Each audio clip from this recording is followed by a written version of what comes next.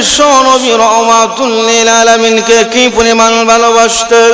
তাবুকের যুদ্ধ যখন শুরু হয়ে গেল, তাবুকের যুদ্ধে এমন একটা কঠিন মুহূর্তে শুরু হয়েছে, যেই মুহূর্তে যুদ্ধের ফান্ড একবারে খালি। আল্লাহ নবী বিশ্ব নবী রাহমাতুল লিল আলামিন সাহাবায়ে কেরামকে বলেন, সাহাবীরা রে, যেই সমস্ত মানুষেরা, যেই সমস্ত সাহাবীরা আজকে এই তাবুকের যুদ্ধের ফান্ডে সাদা দিবে, আমি নবী তাদেরকে জান্নাতের সুসংবাদ দিয়া দিলাম। এই কথা যেই মুহূর্তে সাহাবায়ে কেরাম শুনেছে, আবু বকর সিদ্দিক বাড়িতে রওনা করে দিল, ওমরও বাড়িতে রওনা করে দিল, হযরত উসমান বাড়িতে রওনা করে দিল। এই সমস্ত সাহাবায়ে কেরাম ছিল, প্রত্যেকেই যার যার বাড়িতে রওনা করে দিল। আবু বকর বাড়িতে গেল, ওমর বাড়িতে গেল। ওমর বাড়িতে গিয়ে তার অর্ধেক সম্পত্তি রেখে অর্ধেক সম্পত্তি আল্লাহ নবী বিশ্ব নবী রাহমাতুল লিল আলামিনের খেদমতে হাজির করে দিল।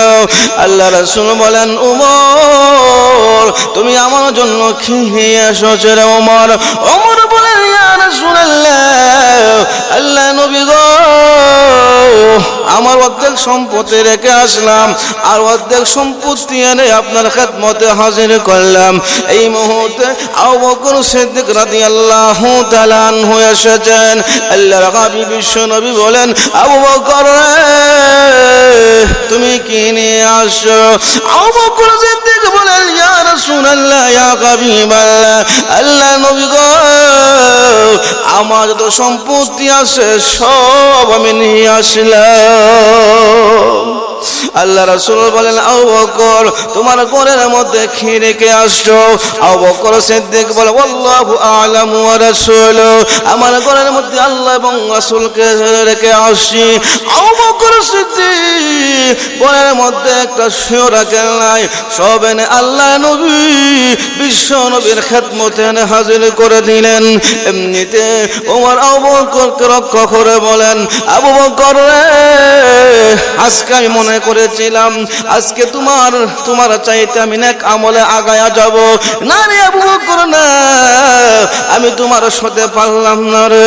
আল্লাহ রাসূল বলেন, দুনিয়াতে আমাকে যেহেতু ভালোবেসেছে, প্রত্যেকের ভালোবাসার প্রতিদান দিতে পেরেছি, কিন্তু আমি নবী পারলাম না রে আমার আবু বকরের ভালোবাসার প্রতিদান দিতে।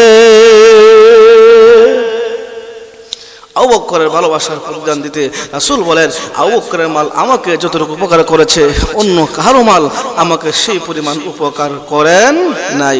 ভাইরা আমার, শুধু তাই নয়, উহুদের যুদ্ধ যখন শুরু হয়ে গেল, সংবাদ শুনিয়ে পড়ল মদিনায়, আল্লাহ নবী বিশ্ব নবী রাহমাতুল লিল আলামিন উহুদের ময়দানে শাহাদাত বরণ করেছে। ওই সংবাদ সকল মদিনায় গিয়ে পৌঁছেছে। এমনি মদিনা দেখে একজন মহিলা দৌড়ে যায় উহুদের প্রান্তরে আল্লাহ নবীর খোঁজখবর নেওয়ার জন্য। ওই মহিলা সাহাবী যখন দৌড়তে শুরু করেছে, রাস্তার মধ্যে একজনের সাথে সাক্ষাৎ হয়ে গেল। ওই ব্যক্তি বলতেছেন, মহিলা গো, তুমি দৌড়াচ্ছ কেন? শুনেছি আল্লাহর হাবিব বিশ্ব নবী রাহমাতুল লিল আলামিন নাকি শাহাদাত বরণ করেছে। ওই ব্যক্তি বলেন, মহিলা গো, তোমার স্বামী তো যুদ্ধের ময়দানে শাহাদাত বরণ করেছে। ওই মহিলা সাহাবী বলেন, তুমি শুনো, আমার স্বামী যুদ্ধের ময়দানে শাহাদাত বরণ করেছে, এতে আমার কোনো সমস্যা নাই, বলো রে আমার নবী কোন অবস্থায় আছে? ওই মহিলা সাহাবী দৌড়তে শুরু করে দিয়েছে। আর যখন আরেকটু সামনে আগাইলো, আর একজনের সাথে সাক্ষাৎ হয়ে গেল। ওই ব্যক্তি বলছে, মহিলা গো, তোমার ছেলে তো যুদ্ধের ময়দানে শাহাদাত বরণ করেছে।